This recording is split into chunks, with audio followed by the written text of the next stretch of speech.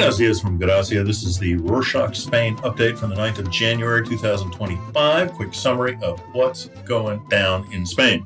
Happy New Year. We hope that everyone listening had a wonderful time and are ready to jump back in. Start 2025 by heading over to Catalunya on Tuesday the 7th. Catalunya's government, led by President Salvador Illa, sought support from employers and unions to demand Spain forgive 20% of its 75 billion euro debt through the Autonomous Liquidity Fund. Catalan party Esquerra demanded this billion euro write-off as a key contribution for supporting Pedro Sanchez's bid for Spain's presidency in November 2023. Silvia Peneque, the government spokesperson, emphasized the need for consensus from economic and social agencies before moving forward. However, forgiving the debt would save Catalonia nearly $250,000 of interest in 2025.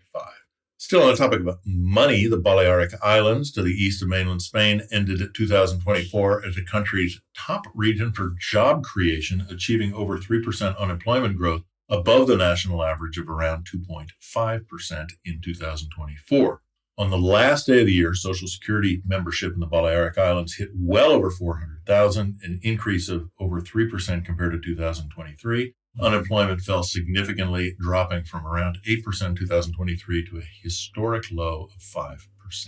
Although things are looking bright in the Balearics, Spain's government is getting into debt. Spain plans to issue 60 billion euros in net debt this year, up from 55 billion euros in 2024. Carlos Cuerpo, the economy minister, announced on the 7th of January that total debt will rise to 278 billion compared to 257 billion last year, equaling 17% of the GDP. Increased borrowing aims to provide flexibility for reconstruction after the devastating floods last October, which killed 224 people. Despite higher debt, Spain expects its debt to GDP ratio to drop, which means that its economy should overall not suffer.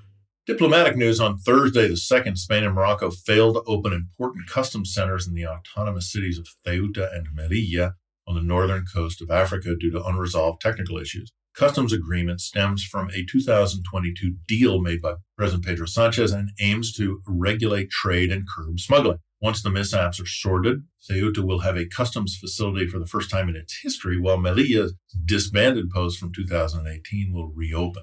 Despite the plans, local officials fear the agreement gives Morocco economic leverage. Juan José Imbroda, Melilla's president, called the deal one-sided, citing restrictions on local exports. Opposition parties suspect Morocco seeks to undermine local commerce, while Melilla says it will take legal action.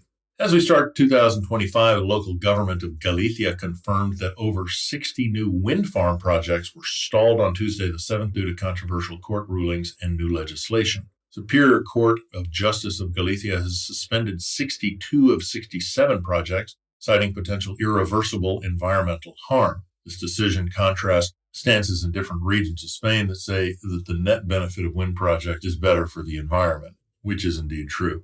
Public opposition has also fueled protests and legal challenges, most of all from a bunch of NIMBYs against wind farms. Local environmental groups are petitioning for and some against the government's decision.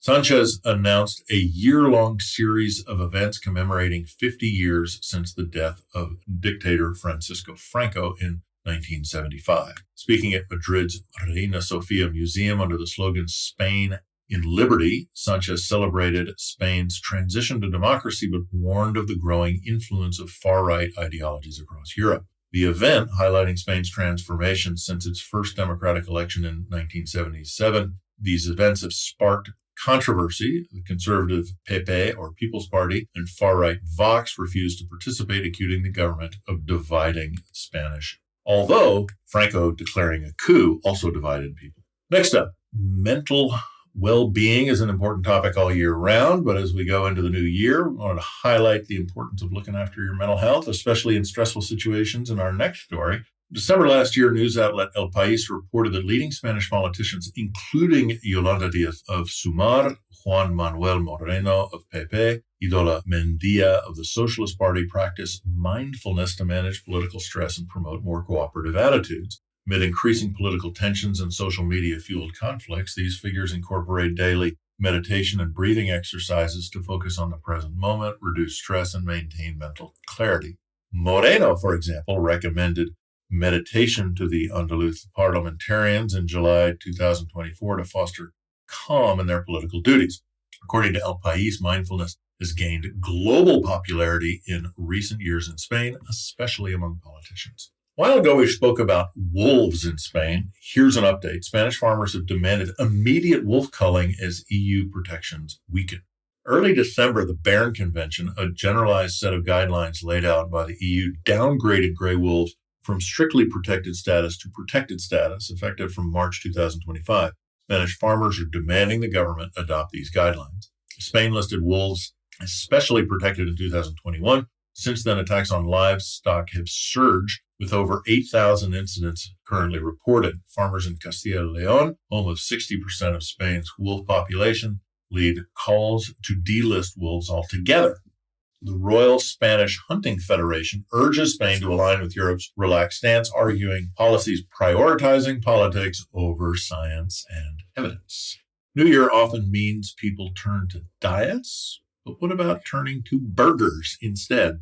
In Portugal, Lisbon's fast food scene is heating up as hugely popular Spanish burger giants Goico and Vicio prepare to debut in early 2025, joining the North American chain Five Guys. And I can say as an American, Goico at least is a lot better than Five Guys. Vicio plans to launch in delivery-only services before opening physical locations, while Goico aims to open its first Lisbon location by February or March 2025.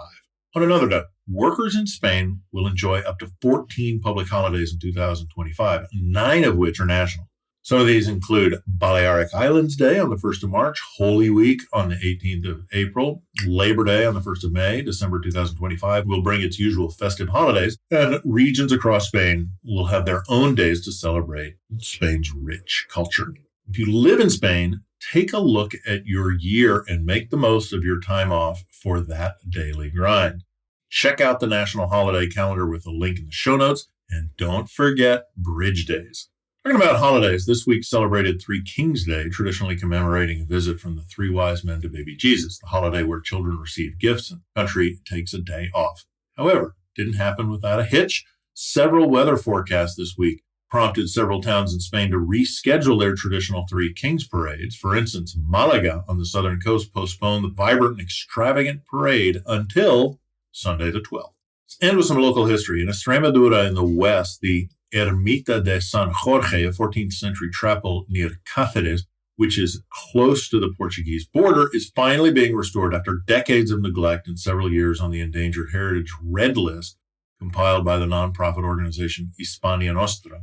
In November 2024, the Extremaduran government launched emergency works, pledging nearly 400,000 euros to stabilize its crumbling structure and preserve 16th century frescoed paintings in 1565 by Juan de Ribera, a very influential Spanish painter.